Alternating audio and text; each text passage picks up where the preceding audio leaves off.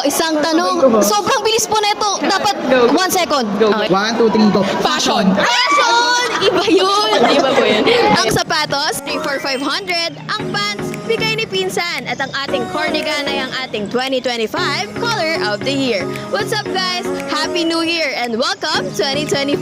Nandito tayo ngayon sa PUP College of Communication para magtanong-tanong ng ating mga kapwa iska-iska sa kung bakit nga ba nila napili ang kanilang mga program. At ito ang Siyan. Bakit yan? Sama na. Good afternoon, ate. Please state your name, your year, and your block. Hi guys, I am Noah from BABR 33D.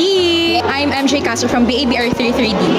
I am Keith Palihado from BABR 33D. Hi, I am Jay Locanoy from BABR 33D. For our first question, ate, our golden question. Ready ka na ba? Ready ka na? Ready ka na? Ayan po. Why your program? Nung senior high school ako, na-discover ko siya na gusto ko pala talaga yung maharap sa TV as a papansin. Bakit nga ba? 3 years na ako dito, di ko pa rin alam kung bakit. Charis, ayun. So bakit nga ba broadcasting? Kasi syempre bilang mga future broadcaster ng bayan, trabaho natin na maghatid ng mga real and raw stories.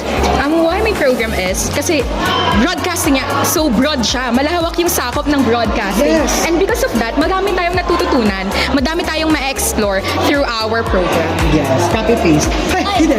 BABR kasi, I think, kailangan natin ng mas maraming lakas, pwersa para ipalaganap mo yung kabutihan.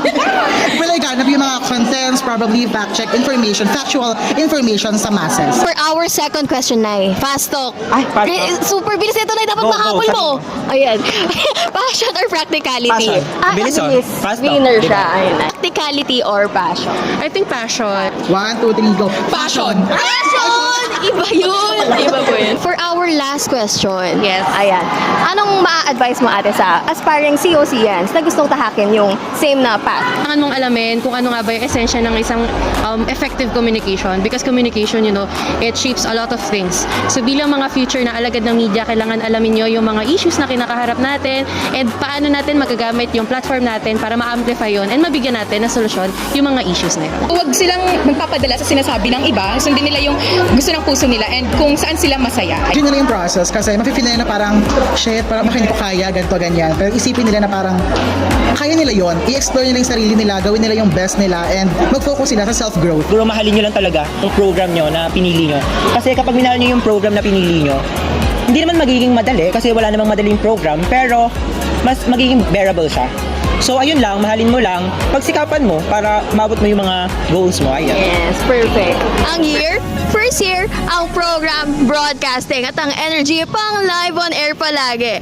Grabe mga ka-COCians, talaga namang pangkampyon ang mga sagot ng ating mga kapwa iskot-iska today. Kaya naman, this has been the Sama na the Series, COCian. Bakit yan? Ikaw, anong hashtag COCian? Bakit yan mo? Comment down below and don't forget to follow us on our social media platforms at DZMC Young Communicators Guild.